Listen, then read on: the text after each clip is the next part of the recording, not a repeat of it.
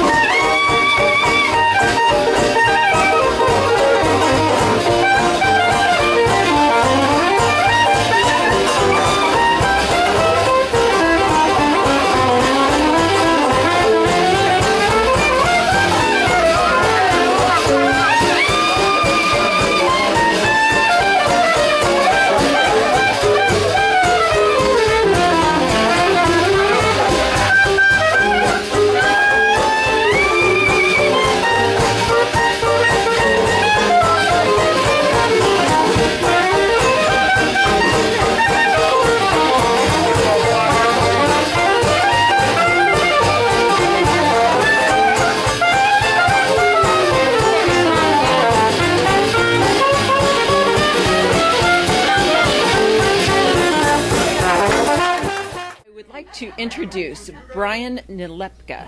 Did I say that correctly? You said it exactly right. Okay. And he is here at Jeff and Joel's house party doing his thing. And I got to tell you, he's got a swinging bass. Tell me a little bit about the tuba, the bass, and what you're doing here at the party. Well, obviously, you know, this is the kind of music that I love. This is the kind of music that I play. It's the way I've made my living for many years now. All the people here, I've met a few new musicians I didn't know that I'm just knocked out by, but most of the people here are old friends. They're people I've worked with for years and years, and we all share a common love of this kind of music. I think we all came about it in different ways. My credit is always to my teachers. I studied with a gentleman named Joe Tardo, who recorded with Bix Beiderbecke. He's on 2 cuts with Bix. He was really the bass and tuba player in New York City in the 1920s. And I think I took my inspiration from him. I started learning about this kind of music from him, and I met another tuba player through him who said, you know, would you like to sub for me at, there's a club in New York City called Your Father's Mustache. Would you like to go in and play at Your Father's Mustache? And I said, I was 17. I was working in a bakery for $1.75 an hour.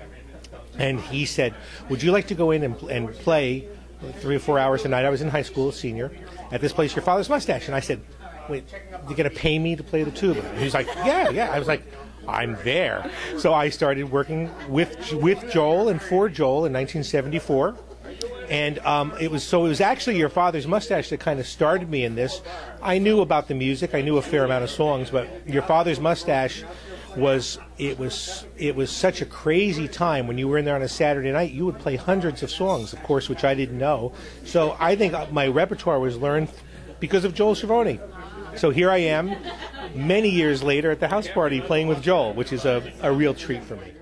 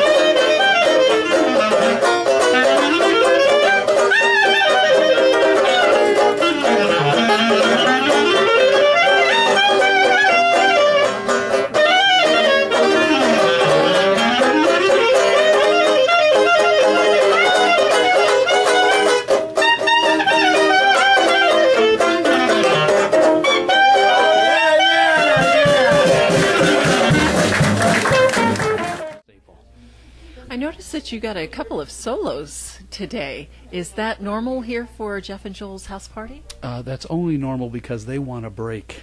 And they say, put the banjo player out there, get him to do a sing-along or something, and then we can go back and drink. No, the reality is, usually it's because I change tempos so consistently. Unless we're always working together, you really don't know what I'm going to do. And sometimes I don't. I may decide to slow it down or speed it up, or depending, I have to watch that audience. I may change the tune.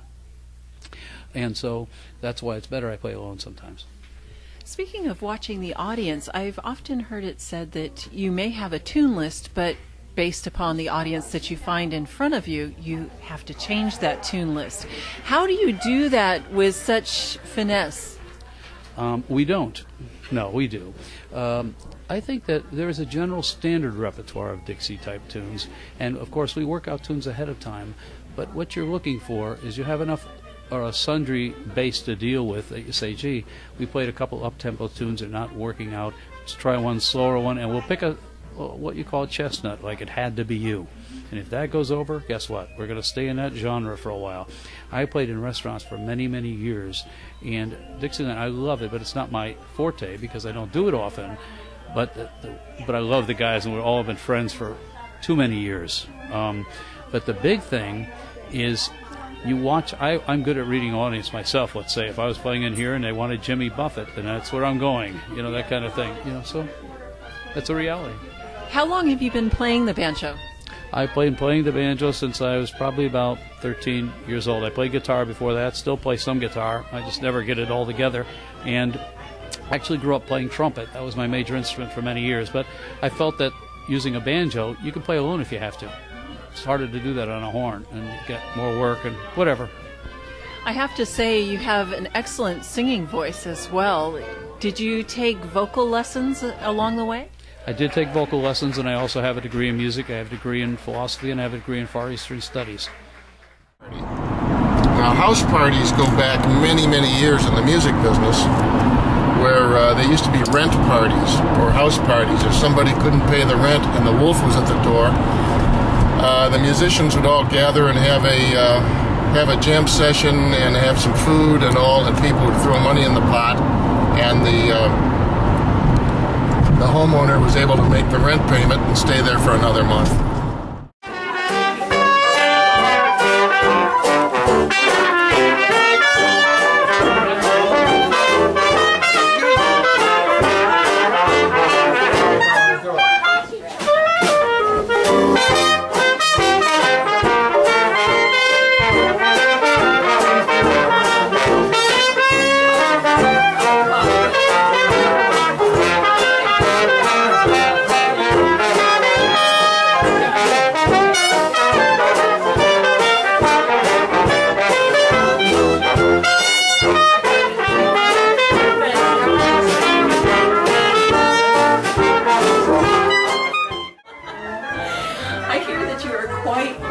Businessman, and you're able to bring people together, kind of like a networker. Do you see that that has helped you through throughout your career as a banjoist and building up your father's mustache across the United States and in Europe?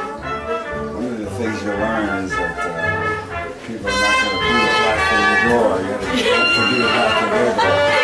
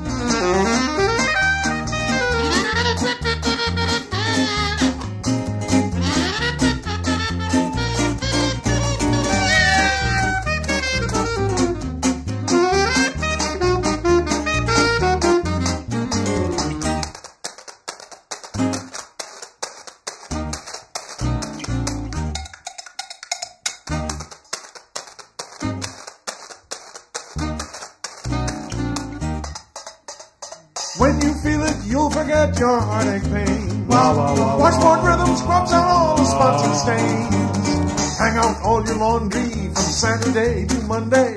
Every day is fun day. Clean Rhythm, clean rhythm, clean rhythm.